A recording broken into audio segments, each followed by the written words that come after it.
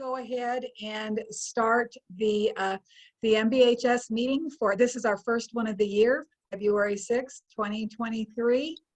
And I just wanted to welcome everyone. This is our first meeting of the year. Dave Carl has been busy setting programs up for each month we're meeting this year. So thank you so much for doing that, Dave. And as many of you know, we've had quite a winter so far. I'm going to try to keep our comments here real quick so that we can get right to Char and his presentation. But we've had a lot of snow and a lot of coconut fog in the basin, and so much so that Frank and I left to Santa Barbara a few weeks ago, and we decided not to go back until we start seeing more sun. And so it looked like it was beautiful today. Our kids sent us a photo as they drove by. So, so we're looking at maybe coming back in about 10 days or so. So, and as you also know, I've still not gotten the newsletters sent out. I did send them electronically, and I had plans of sending them while we're here in Santa Barbara, but left half of the supplies in Mono City. So when we get back, that's the next best laid plan from here. You probably also noticed, if you're in town, that the upside down house is still decorated for the holidays. But again, with all the snow, we've not been able to get into the annex or even very close to the upside down house. So hopefully we'll have more days of sunshine and be able to get there before too long. We had a trustee meeting in November, and next month we'll have a report on that meeting because I forgot to ask Rich for a report, and we'll just wait till next month on that. I wanted to let everyone know that we were granted the Mono County Historical Society's grant that we had applied for last year, where we had asked for assistance in purchasing materials to place under the outdoor artifacts, where we either turned off or redirected water to protect them from deterioration. And so the county gave us about $1,800 this year, and we'll put that to good use. Hopefully whenever the snow melts off the lawn. Ghost tour planning has started, and which was really nice that SCE reached out and said that they would like to sponsor us again this year. And so that's very helpful for us. Now, Dave, did you want to say anything about ghost tours yet? Well, I don't mind saying anything. I think I'm not going to be able to have my face show up here, but that's okay. Just that we are looking at Levining Canyon's power plant history, and I hear from Robin that the Southern California Edison guy talking about supporting us got all excited when he heard that and said we ought to be able to get into some places like the inside of the pool plant that normally is closed to the public. So that keep that all in mind. That's where we're going for a whole lot of history up Levining Canyon. That sounds like it's really going to be good. We haven't set on a date yet, but we'll have more coming with each meeting, and we'll send that information out. See, the gentleman from SCE said, oh, our hydro guys really geek out when people want to hear about the plants. So they were very excited. So I think we're going to move right into our program tonight.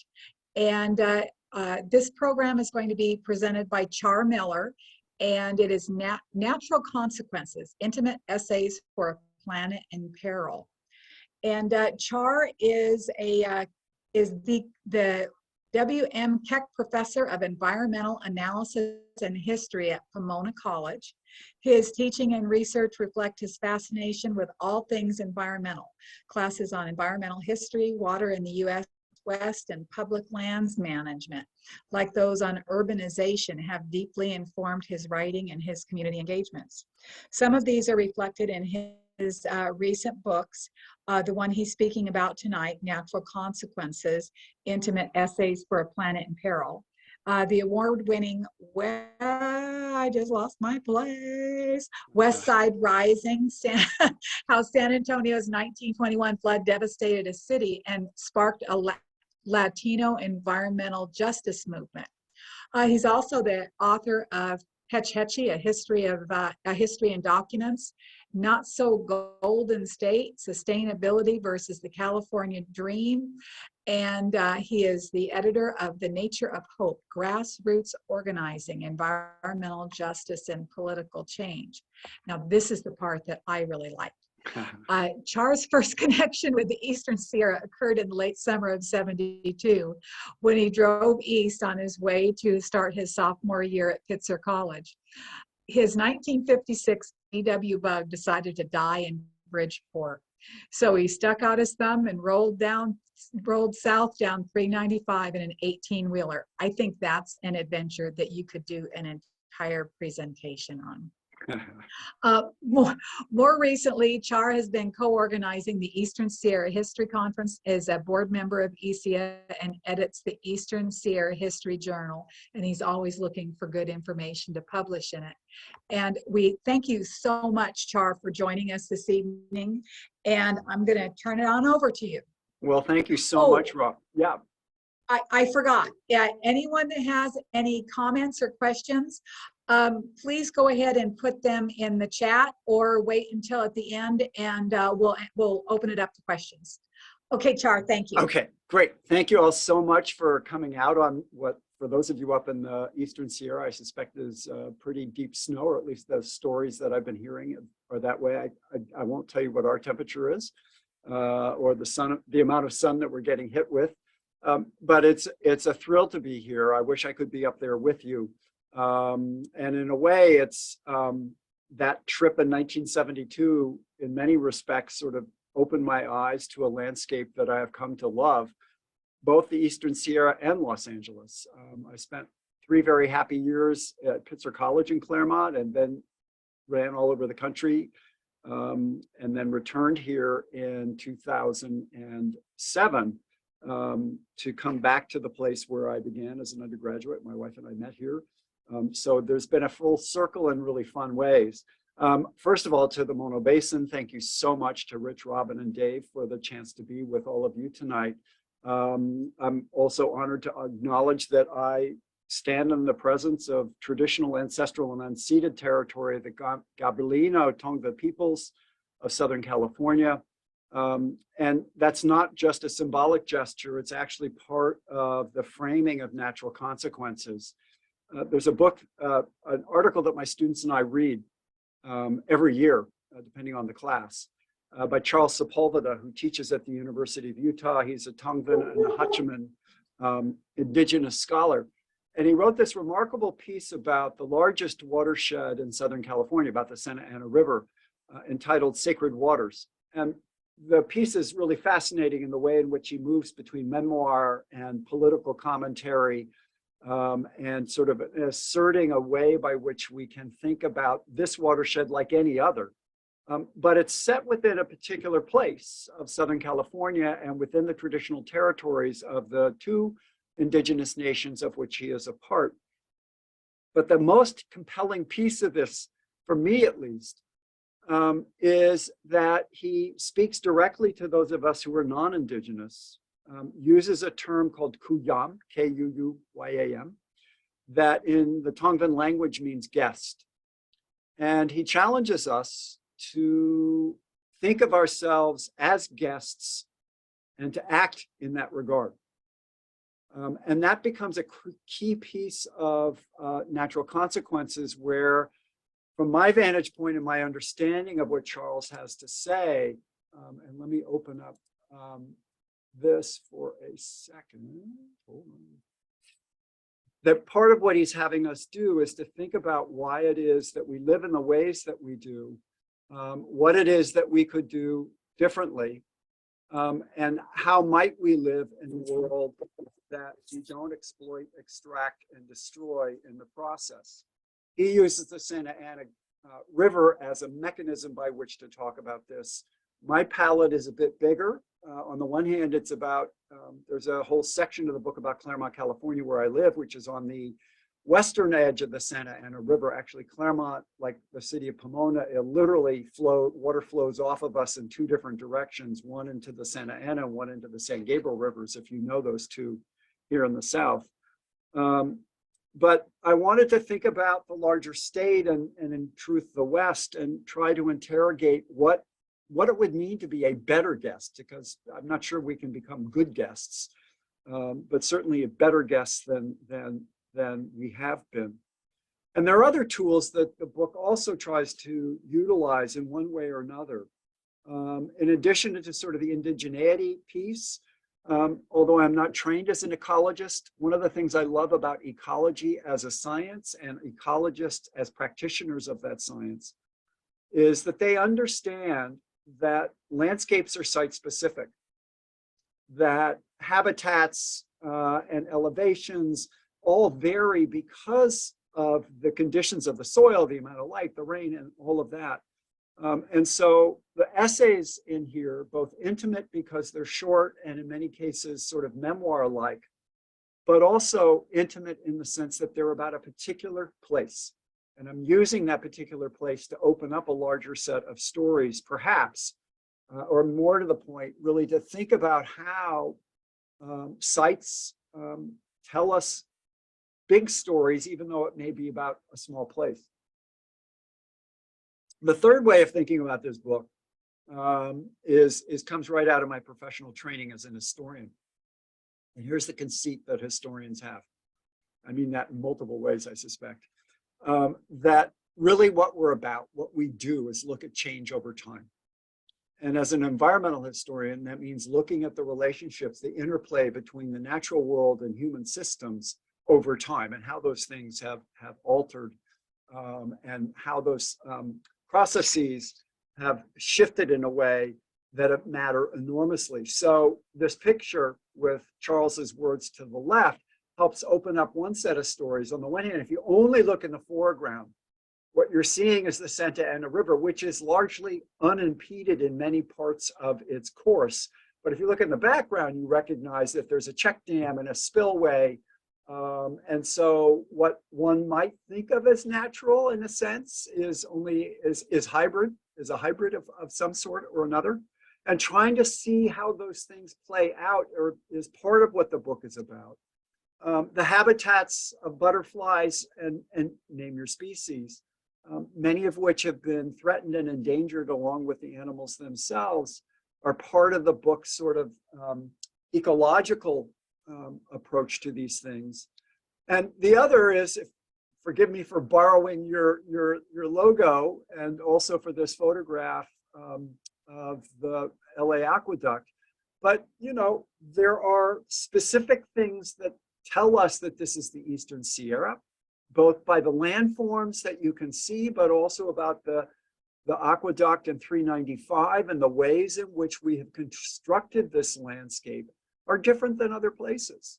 And so part of what the historian wants to know is how does that aqueduct and that highway converge and transform the ways in which we understand this place and have reshaped it.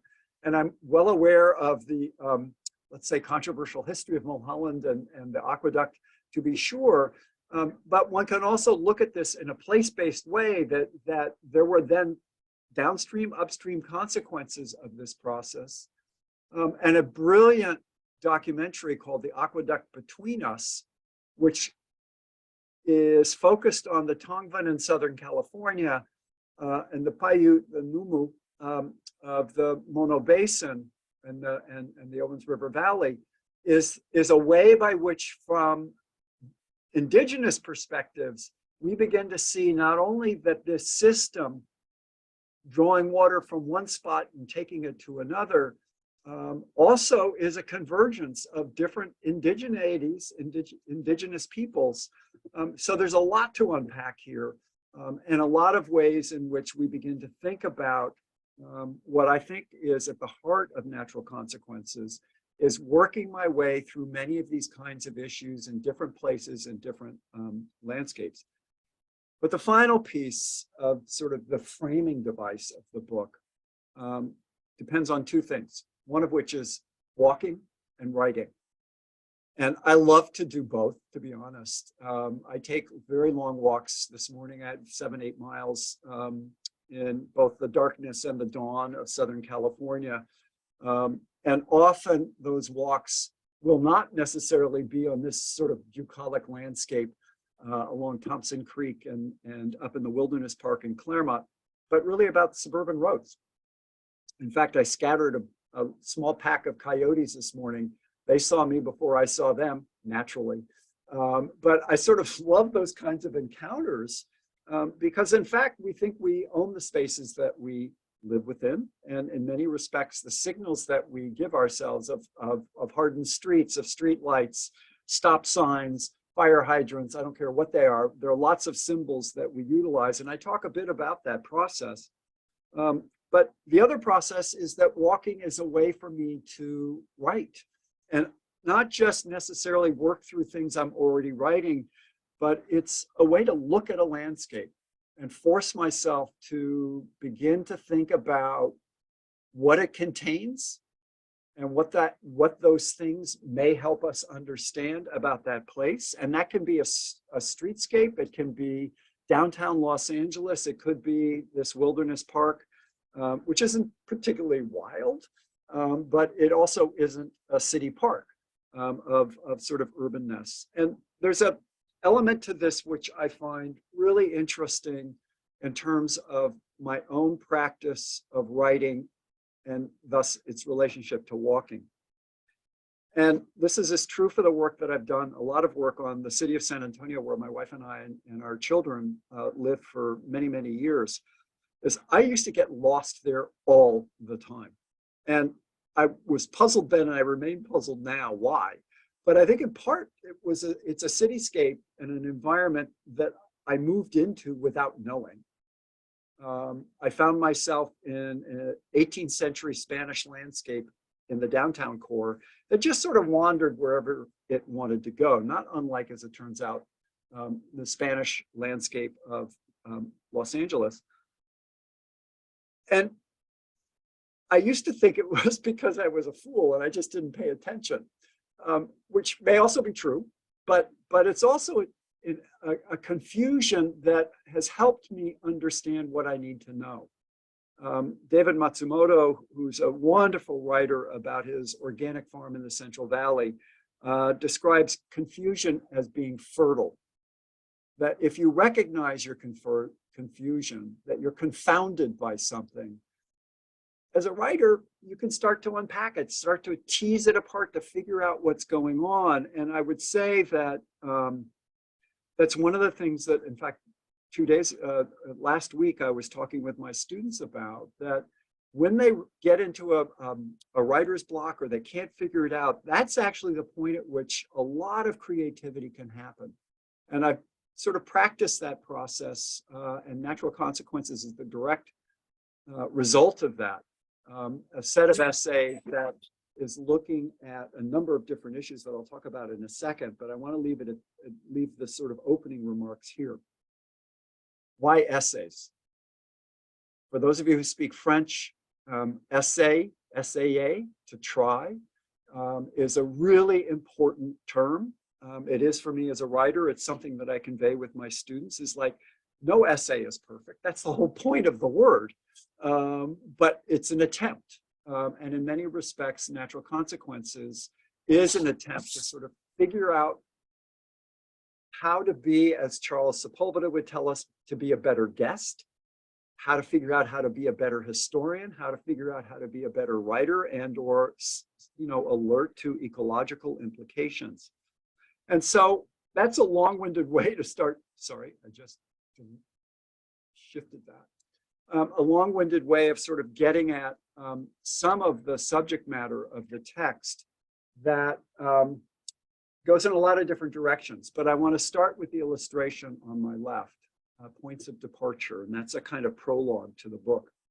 But I want to start with these glorious illustrations that are in the text. And what's interesting to me about the illustrations is that I had sort of suggested to the publisher, Chin Music Press in Seattle and Reverberations, which is its imprint out of Santa Cruz. I said, you know, some really nice pen and ink drawing. Wouldn't that be fun?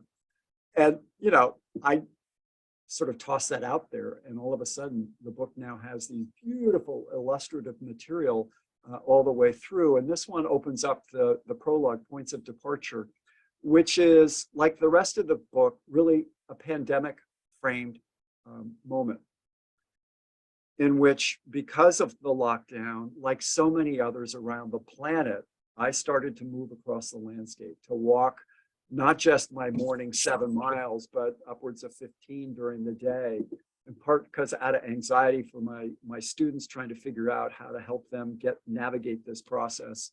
The political anxieties of that set of years from 2018 onwards, 2016 onwards, as well as just a realization that I live in a landscape that, if I pay attention to it, might reveal very interesting kinds of things, like the first sun's rays rolling down the Metrolink rails and a kind of solar alchemy, turning them gold. And I was standing there going, oh my God, there's a story here. And so I did a piece that sort of talks about this walk that I took, and sort of collapsed a couple of days, that when you read it, you go, oh yeah, this is totally a pandemic story, because it's all about the quietness of Los Angeles, which could be the quietness of many places. Yosemite even went shut down in many regards, as you probably well know. And yet it's also a chance to reflect upon what that pandemic has meant, continues to mean, because it hasn't disappeared. And it's set up in a variety of ways, a number of other ways of thinking about these essays that I had written and others that I was intending to write for this book. And in that sense, you know, it literally starts with this point of departure, but then also starts to move across the landscape in California. So this second section is called Recreation. Literally thinking about what the word recreation means, to recreate something, to create again. And so part of how we think about recreation in the United States and literally in places like it around the world is that nature is a place where we find ourselves. I mean, just think of John Muir or Mary Austin on the Eastern Sierra and other writers for whom walking outdoors is a kind of reinvention. Thoreau talked about it endlessly. John Muir talked about it even more because he was a talker. But I'm of that tradition, or feel that I am trying to contribute to that tradition. But also it looks at moments where there are episodes as an example, many years ago, actually, my children and I were building sand castles in Santa Barbara that constantly disappeared. Every one of us has done that. But I started walking the beaches and thinking about death, because we had just lost a neighbor. And so those sandcastles and their disappearance, the finality of those structures, became a way into this other story about loss and grief. That was, as I was reworking that essay again in the pandemic, it was not without links to that. There were other issues about sort of the mountains where I walk and hike, the San Gabriel Mountains just outside my backyard, sort of thinking about how to recreate in it. And there's a long history of recreation. And also, speaking of the Tongvan people of Southern California, they used those mountains and trailblazed up and over those mountains into the Mojave so that they could exchange goods with the Numu and others, in much the same way that the trails that John Muir swore that he discovered. He was simply following ancestral trails of the Paiute and the Miwok and others. And so I track some of these stories as we go through this process as a way to think about sites and the specificity of those sites, but also the history that wraps around them, the contextualizing that if we step back from those times and think about them, we can get a deeper feel, or at least that's my sense, we get a deeper feel for why going out and recreating matters not just to this body, my body, but in fact to the connectedness between us and the natural world as we penetrate it. But that natural world and its relationship to human beings is also central to one part of my writing publicly, which is about fire. As you know, I'm a steady reader of David Carl and Stephen Pine, who will be speaking here tonight in Southern California at Pomona College, thinking about the relationship between natural fire systems, managed fire, suppression of fire. And so there's a series of essays tracking fires from the 2017, 2018 until last summer, this past, a year ago summer, that the section is called Embers. And, you know, part of what the illustrator did so beautifully, and again, I had no role to play in this, was to do a map of California and make reference to every single fire that I was talking about in here. And so what you're looking at is a snapshot of the 5 years or so, 4 to 5 years of fire recording that I had done. And in a way, just the plenitude, the 12 fires that are listed here, each one of these stories, even though they fit within the broader context of the big mega fires that have blown up in this state and across the West, in truth, each one of them has a different story to tell, not only by their point of ignition and where they are and how they burned and how they were finally resolved, but also in terms of how we lived with them. I was getting a stream of photographs from friends living up in the Eastern Sierra in 2020, and the smoke and the sort of brilliant, though terrifyingly red skies that you all endured. We did too, but from different fires emanating from different places, burning different kind of plant material, which also meant in many respects, and this was about 7 o'clock on an August morning, at a field station near my home and right next to the campuses. I was giving a talk that morning to the Rotary Club, and they wanted to know about fire, and I went, all right. So took a series of photographs, just Claremont specific, though obviously it also played within this context here, as a way to think about what it means to go outside and feel burning in your throat. What is the physical sensation on the one hand when every inhalation is difficult, and quite logically, you shouldn't be there. Sorry about that.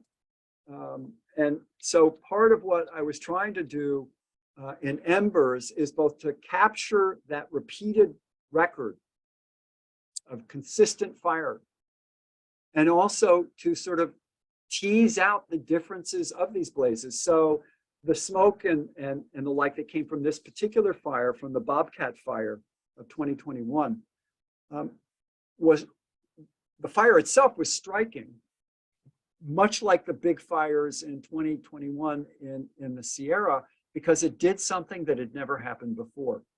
It burned from one side of the San Gabriels up and over and burned down into the Mojave Desert. That in itself was eye-opening to me, as were the big fires that burned across the Sierra in the summer of either 2020 or 2021. I can't remember now. The very fact of that happening, when it had never, at least as best we know in modern history at least, had ever occurred before, tells us something about the ferocity of these blazes, the difficulty of fighting them wherever they may have come down. And in that regard, really, I think, helped us understand the magnitude of what we're dealing with, as if these 12 fires collectively don't help us understand it. Don't forget that there were big fires in Washington and Oregon, Colorado, New Mexico, Arizona. One could have thought of the West being on fire, and that's an exaggeration, but it certainly felt that way. And I think part of what the Essays in Embers is trying to do is to both under-exaggerate, in a sense, or try to tease out what these things mean, but also as an historian to suggest, ironically, that as big as these fires were in 2020, 5 of the 6 largest fires in modern history, recorded in modern history in California, were burning in the same month, August, September. That was still 2.5 times less than what the estimates of indigenous fire managers were burning in the state of California annually. So we've got one set of responses and reactions because there's now 38 million people here, which poses different sets of problems than the indigenous people of California encountered. But it does suggest that there are different models for how we manage and think about fire and the purposes to which that fire is put. An ecologist would, of course, tell us there's a biological element here that we need to encourage as opposed to simply snuffing out. David Carl has done beautiful work on this in his introduction to fire for the University of California Press and other books. And so in that regard, Embers is both a, it's an attempt to bear witness. I think that may be the best way to put it. To bear witness to what seems to be one of the central and punishing issues that is self-inflicted in many regards. And I'm trying to sort of open that story up. In the same way that one of the sources of these fires is not simply the droughts that have been racking this region from El Paso west since the mid-1980s,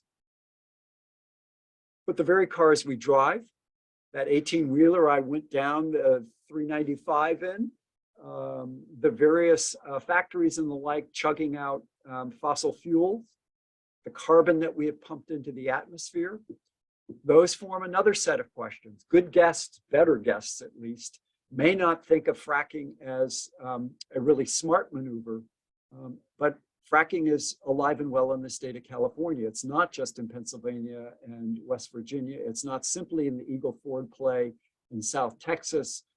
It is alive and well here. And it raises questions about our commitments to the very sort of progressive ethos that one might think the state of California is committed to, and its various governors would be committed to, but none of these very powerful figures, neither Brown nor Gavin Newsom currently, is willing to take on this set of issues any more than rhetorically. And so part of what that section, it's called Unearthed, probes is that politics and why that politics operates in the ways that it does. So it's about environmental policy and politics, and also the downstream consequences for the communities like Los Angeles, where fracking is taking place, like the Monterey Shale area where fracking is taking place, the Carrizo Plains where it's taking place. These are going to have different impacts because these are different landscapes and habitats and ecosystems.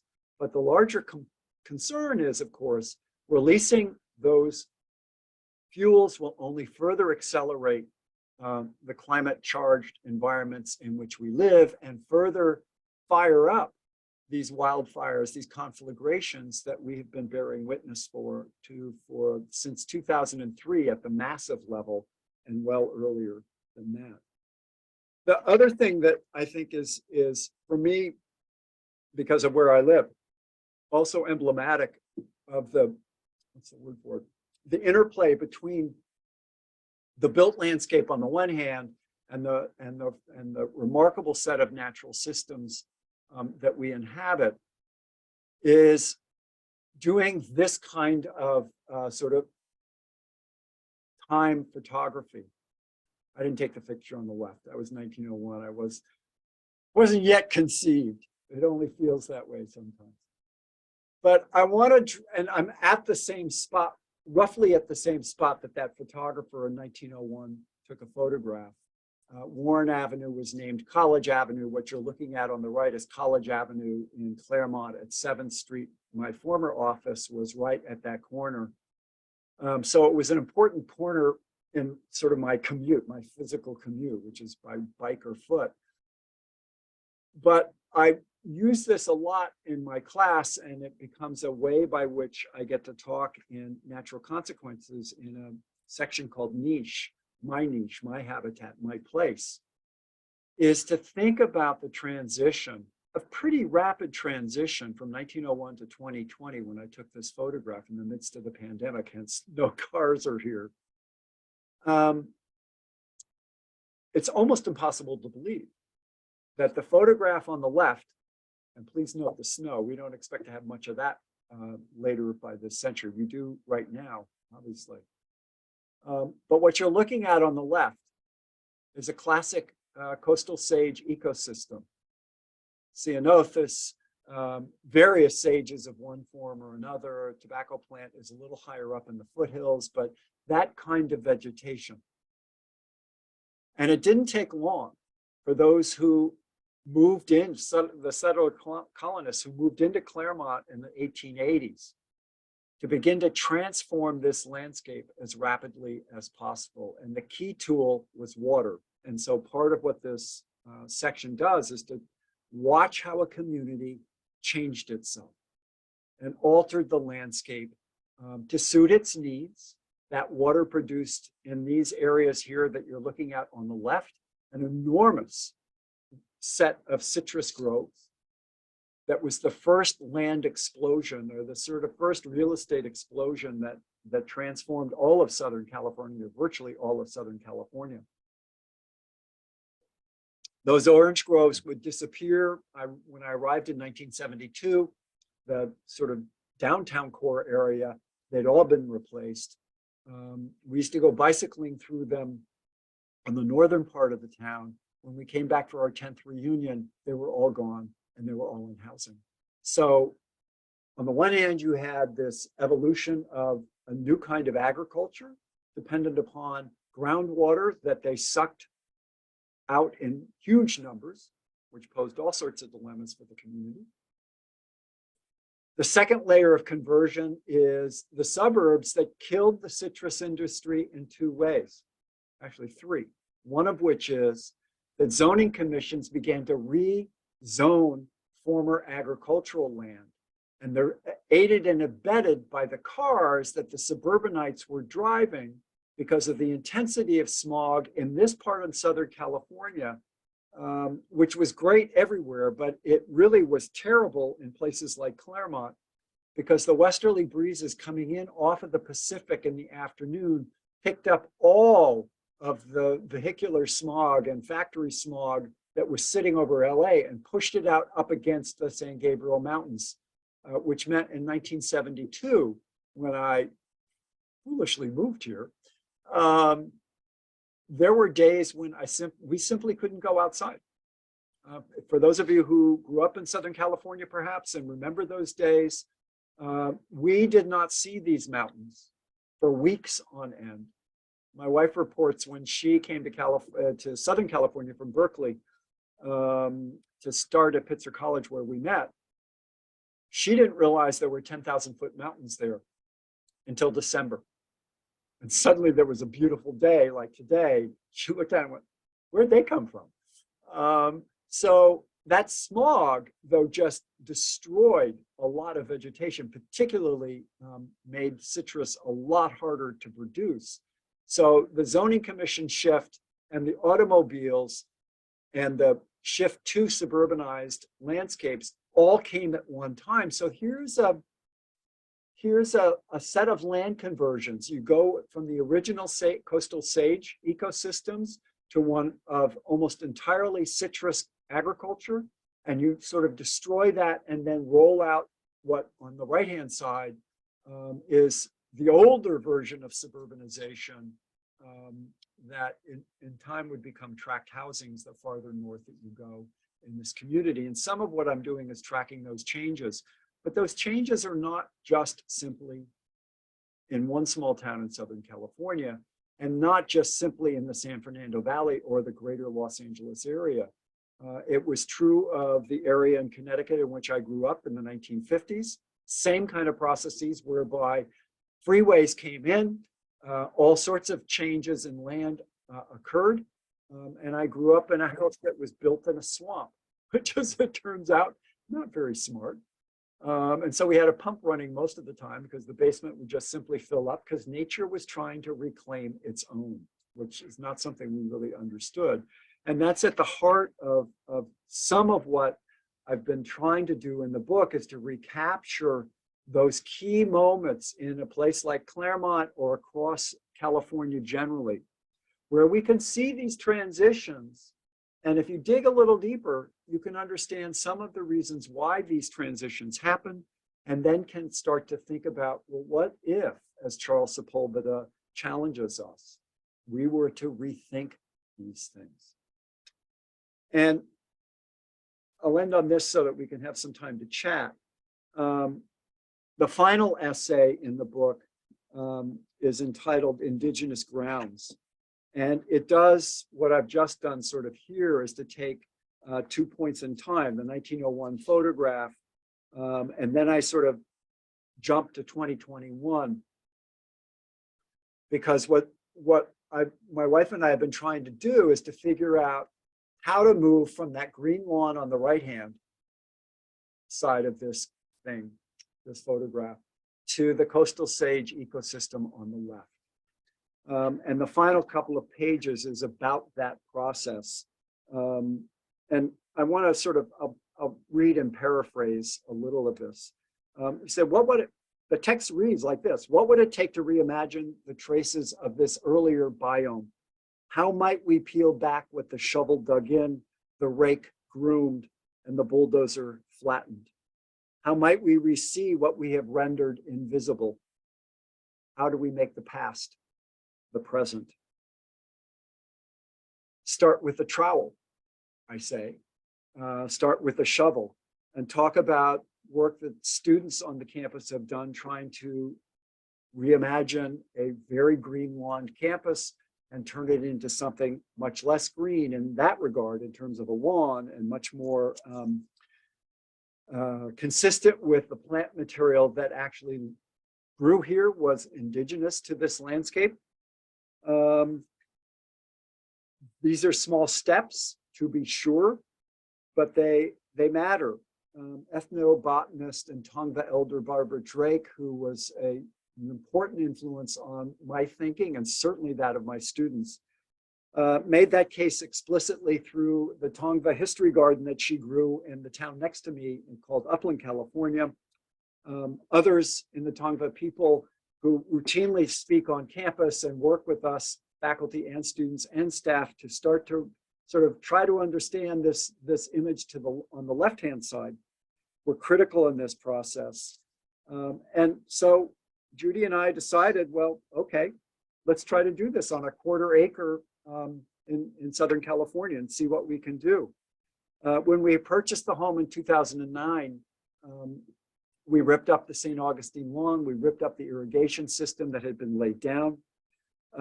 With the help of landscapers, we reintroduced deer grass, which is one of the central vegetation that the Tongva people use to build these incredible baskets. The Kauai, the Tongva, and others have and the Pomona Museum has some extraordinary pieces that my students and I went to look at the other day. And it's a really powerful grass. And our thought was it kind of evocative appeal and a play with, sort of rolled out St. Augustine, like a joke in a sense. And as much as the lizards loved it, very few other species sort of congregated to it. And so the second iteration, really the second draft of our landscape, as I write in the book, we thinned out the long-stemmed grass and planted different varieties of ceanothus, bitterbush, and buckwheat, a Channel Island poppy, and a cherry. Filling in the palette are large mounds of baccharis, manzanita, and different species of sage, along with sagebrush and California bay. Someone tossed a pad of a prickly pear over our fence one day, and I happened to spot it, so I took out the trowel and dug it in, and it's now about 10 feet tall and sort of there, angular as they do, and catching sun in every direction. And the last paragraph of the book, one of my favorite in the writing of it, is also, I think, an expression of an attempt to reach back to Charles Sepulveda and the sort of insights that he has provoked in me On a recent afternoon, as I picked my way through the aromatic spring growth, jackrabbits and lizards scattered. An Anna's hummingbird, like a sewing machine, darted around a blue-flowered Cleveland sage, resting on a leaf while a pair of monarchs twirled into the air above, hung a mourning cloak, an absolutely beautiful butterfly if you know it. Chattering bush tits picked their way through oak and paper bark. Home. Thanks very much.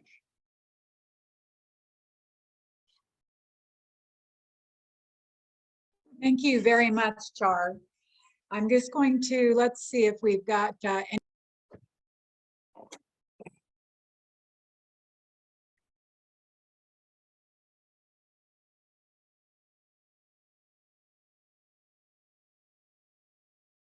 Robin, we can neither see nor hear you right now.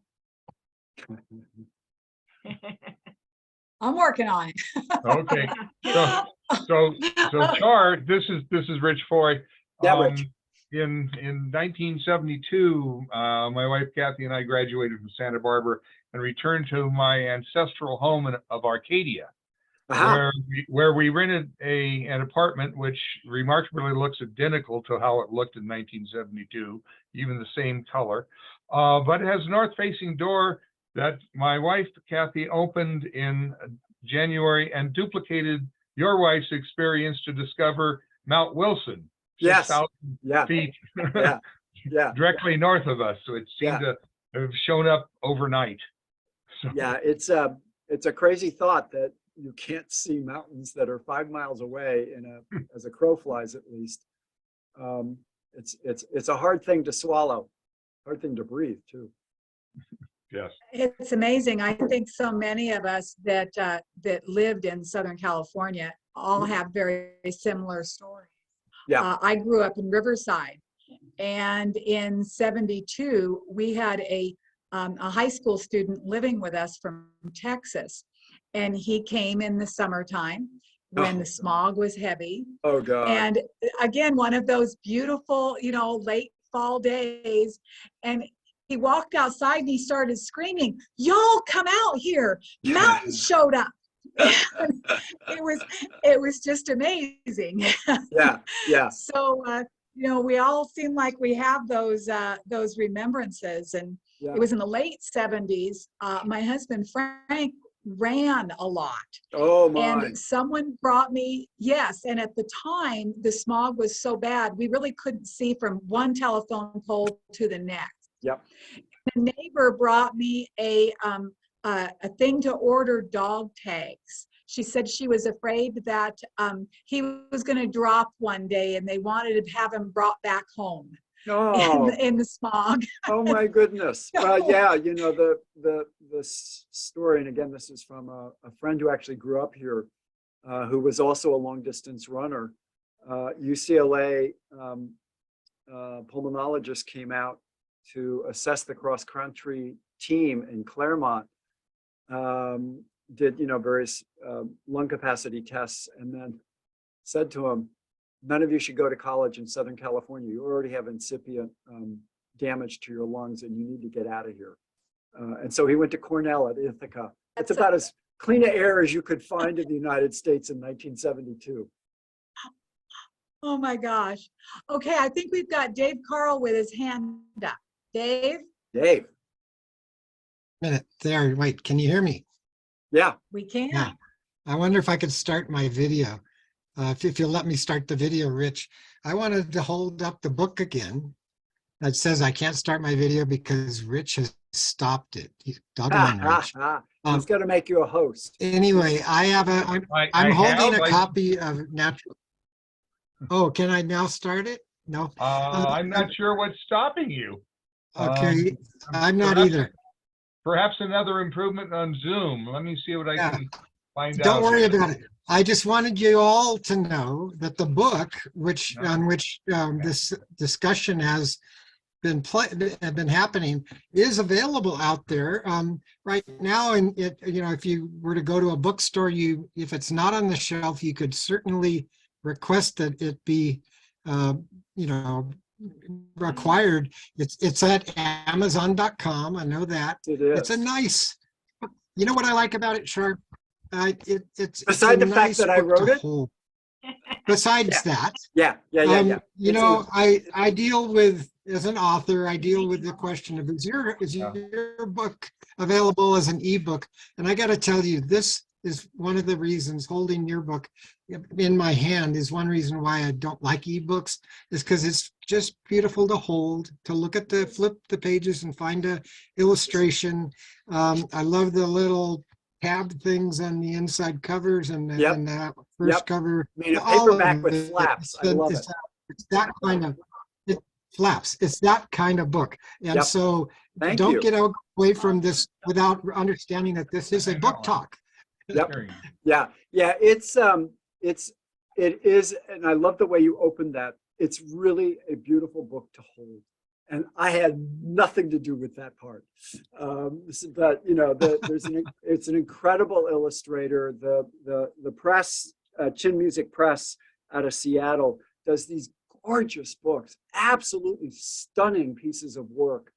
For them, the book is an art form. And you know, in many respects, I'm just hopeful that my words are almost half as good as the text and the Well, he physicalness should be of the able to book. do it. Oh, excuse me. Well, So we Rich, also maybe have, you could just share the cover on the screen or something. Yeah, hold on. Let me go back to my, where is it?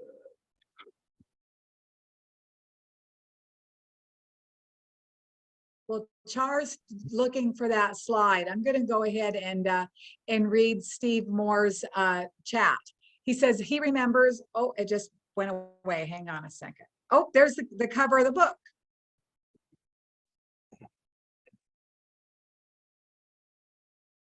Okay, so Yeah, Steve, I just Moore- shot a note back to him about the Bay Area. Yeah, you know, the EPA has done an extraordinary job all across the state, and then the state air quality management districts, both because California is so progressive on air pollution, and I mean that in the best of senses, has, you know, the air here in the LA Basin is so much better than it was in the 1970s, 80s, and 90s. And frankly, when I got back here in 07, I almost didn't believe it. Not only do I see the mountains every day, which was a rare thing, you know, 40 years earlier, but, you know, that's a sign of what science can do. And policy, if it's implemented appropriately. And obviously we could do more and better, but let's not miss the better that we have gotten as a consequence of, you know, really serious activism in the 1960s and 70s. So Bob Marks, can you share the screen now? I'm not sure what I did to block you. Well, can anybody hear me? We can hear you and Yeah. see Can you you. see me? Yeah. Okay. Do we see you? Char, good to see you. We're under a whole lot of interesting things up here, you know, 9 to 12 inches of snow and fog, pogo nip over Mono Lake. So there's lots of stuff going on. But first of all, I'd like to say that anybody who's interested in these issues that you're raising should obviously read your book, but also go to the Eastern Sierra History Journal. Just Google it and you'll find all kinds of stuff, including some of the things that I've written and that are on there. But I have two questions for you, Char. They're rather different ones. And you can decide to ignore them. You can ignore the second one. But the first one is, you started off with a land acknowledgement. And the board of the Mono Basin Historical Society is considering the language for a land acknowledgement. Well, whenever we meet again, maybe in April or May, we'll take that up. But my first question is, if you could explain why it is that you think it's important for those of us who are not indigenous to make an acknowledgement that we are not on land that is ours. The second issue is, and that this is a less of an issue, but we live up here in a very rural area. Yeah. And it's really hard to think about how to disconnect from carbon. Yeah. We Yeah. drive 300-400 miles a day. And, you know, we got to get up to Carson City. We got to get down to Bishop. It's really, really hard to see how rural areas are going to disconnect from carbon. And maybe because we're such a small area, it doesn't really, it's in the end, it's not going to be a big issue. Yeah.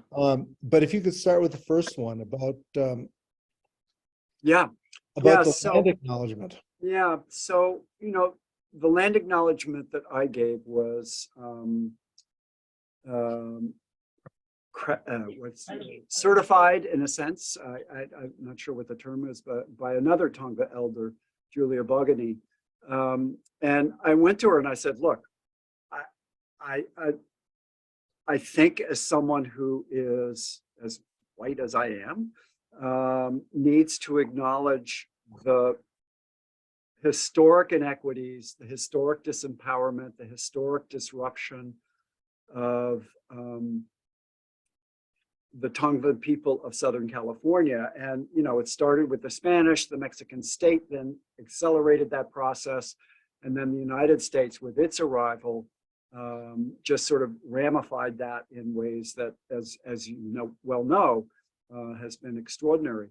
And so on the one hand, these acknowledgements are personal, but you know, my colleagues and your colleagues in Australia, this is like almost a requirement of any sort of public setting, is that you do the acknowledgement, to acknowledge that, to recognize, verbally identify and speak the words of that bear that history and our role in that process. It's,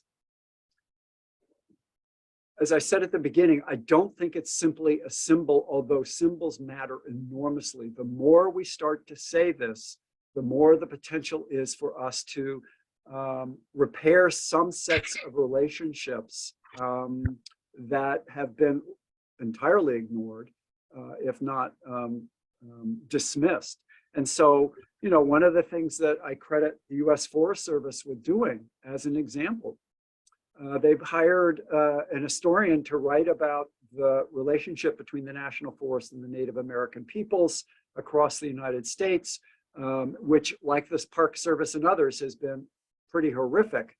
And, you know, the historian was given free rein, and Ted Catton, in his book, estimates, and I've gone back and sort of looked at some of the texts that he's describing, and he's spot on. Roughly 50% of all national forests are on lands that were treaty lands that had been given to tribes, or, you know, sort of inscribed for tribes, treaty, ancestral, and traditional lands of one form or another.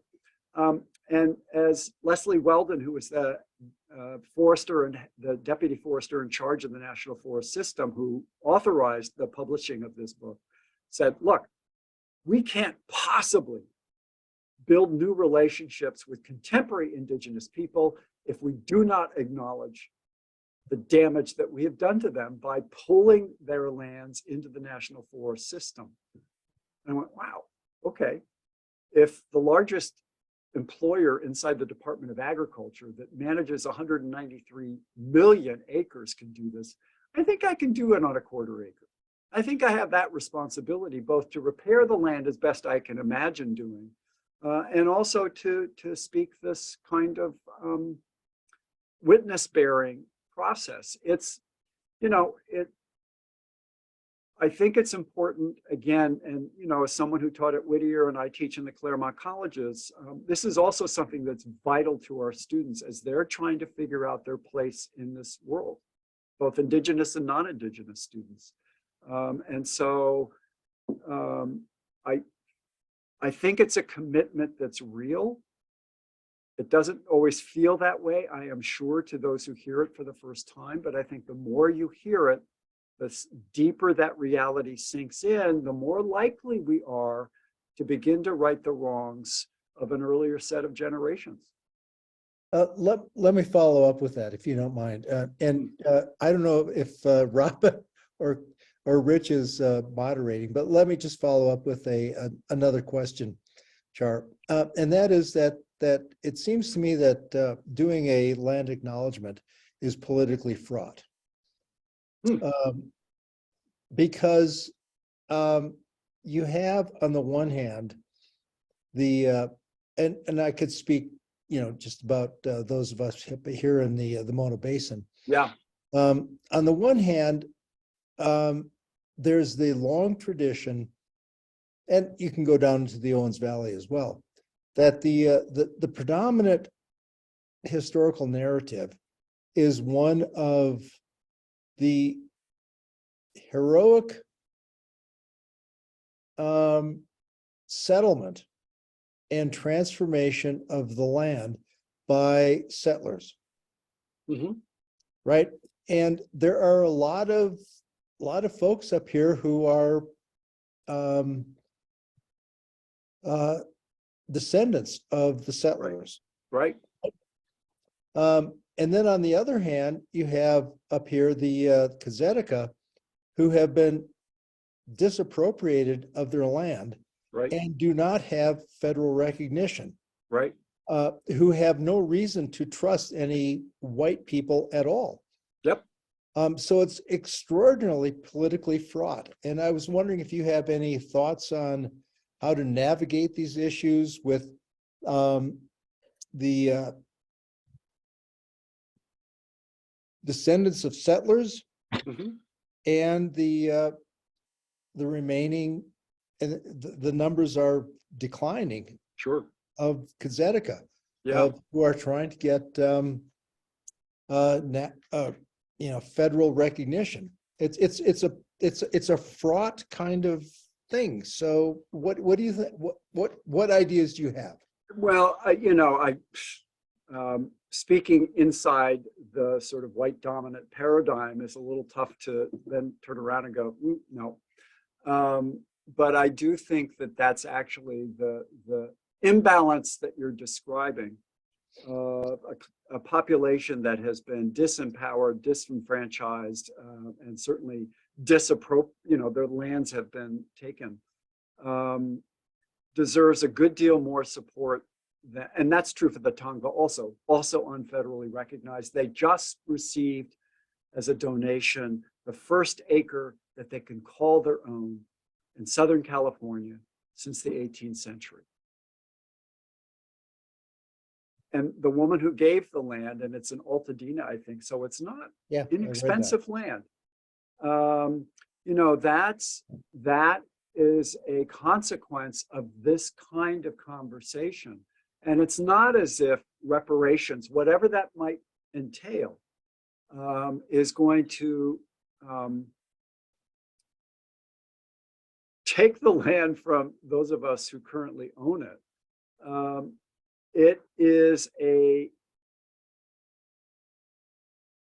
recognition that my ownership of a quarter acre in Claremont, or an acre or two in the Eastern Sierra, if one had that standing, is only possible because we erased, and the Spanish erased, and the Mexicans erased the people who actually lived here first. And I'm willing to call out myself in this process because I am totally complicit in it. And the acknowledgement is a way to do that, right? And I think that you can't solve the sort of heroic myth stuff easily with an acknowledgement. But if you read your 2 pieces in the Eastern Sierra History Journal, that's what you're talking about, right? Let's have the real conversation about what land conversion actually meant to the people who were getting converted off of the land and the species. Your piece on the pronghorn is an example of that. And so I think one of the things that historians like our obligation is to sort of think seriously about these transformations and what they entailed for everybody. In your case, the Mono Basin, in my case, in Southern California. So it's a beginning of reconciliation. Yeah, I think it's an important step, more for me than it is for the Tongvan people. Yeah, way more for me. Me too. As a reminder, like a mirror in front of myself. Remember how you got here? Remember how come you're able to buy this land and other people aren't? Okay. You know, Rich Roy again here. Now Char's going to have to leave before long here, and apparently we had some difficulty in sharing the video for reasons that is unbeknownst to me and maybe only known to the Zoom folks. But Lori, you had your hand, and Steve Moore both had their hands up. If you would, you should be able to turn your video on and unmute yourself and ask a question. Lori's first, so let her go first. Hi, I'm unable to start my video. Thank you for all the information. Gave me a lot to think about. I work at the Levining High School, so I'm going to ask our Levining Library to get a copy of your book so I can share it at the high school. You know, but I just got to say real quick, I was born in West Covina, and in 1969, my dad moved us to June Lake because of the smog alerts. And, you know, I'm blessed. I'm totally blessed. He got transferred with the Southern California Edison, and we had family in June Lake. So I'm totally blessed. But when I talk to the high schoolers about smog alerts, they're just like, what? You know, they've never had a clue. So anyway, I just wanted to say thank you, and I'll keep sharing the word, and I'm going to get your book. Thank you. I'm trying to get more high schoolers to understand the consequences and the actions of all of us. So yeah, I'm blessed. I live in Mono City now, but I grew up in June Lake, so I am blessed. You're very lucky. Yeah. Thank you. Yeah, thank you so much. Okay.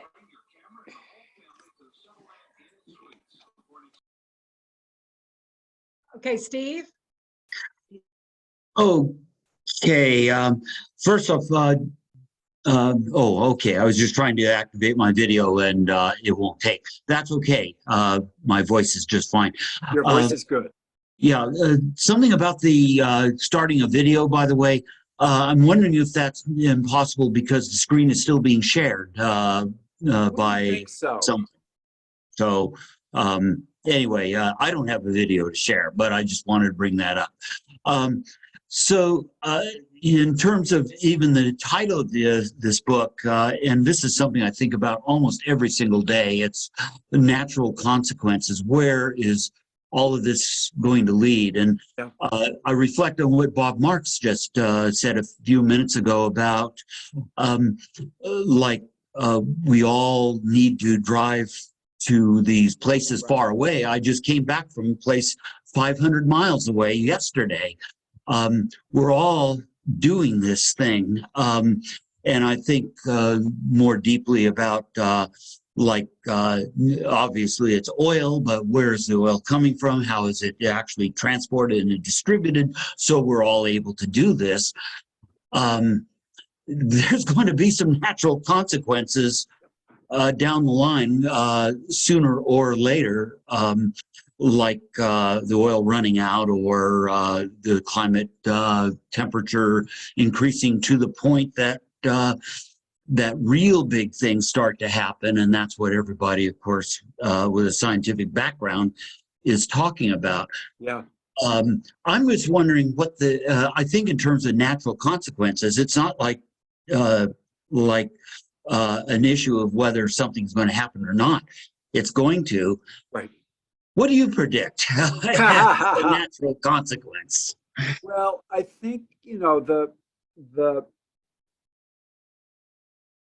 let's take water. And I write a lot about water in the book because, like, how can you not? The relationship between drought and fire and deluge and all these other kinds of things that are happening is one central theme running through it.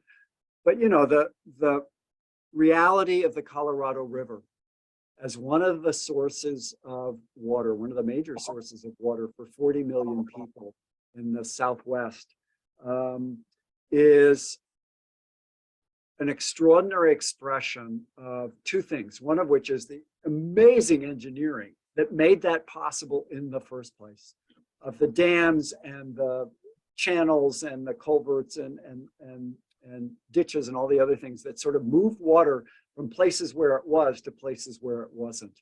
And the technology and the engineering, spot on. The dilemma with spot on engineering and technology is that it's brittle. You can't pick up the Hoover Dam and move it somewhere else.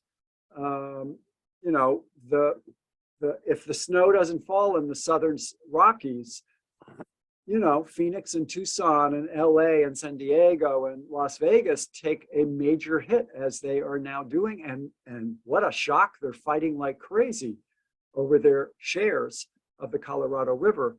A fight that's been going on for more than 600 years now. And I expect we'll have here's sort of the natural consequence of the dwindling of a resource on which so many of us have moved into this region since World War II. What I think is going to happen, and is already, I think, beginning to happen, is that those who are able to are looking around and going, okay, so where do we go? If 18 to 20 million people moved from other parts of the United States into the Western states between mid-1950s to 1990-ish, thereabouts, where are their grandchildren going to live? My bet is they're going to go back to the places, those who can, from which their grandparents came. Chicago, Detroit, Cleveland, Buffalo, Pittsburgh, the so-called Rust Belt that everybody thought was done and over, and everybody was moving to the Sun Belt, where all good things happen, where water was cheap, energy was cheap, housing was cheap. Well, for those areas that are dependent upon the Colorado and to an extent the Rio Grande, they're going to have to start thinking in a different way. And my guess is, and one of the ways to think about this is that Chicago's population and Pittsburgh's population, Pittsburgh declined to 300,000 people, and it's now pushing very rapidly upwards. I think some of this is going to get played out by mobility. For those who can make this move, you go to the Great Lakes. And why the Great Lakes?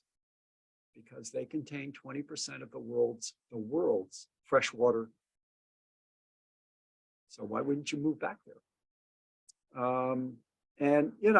The Great Lakes states and the provinces have a compact. No water can leave that watershed and go somewhere else.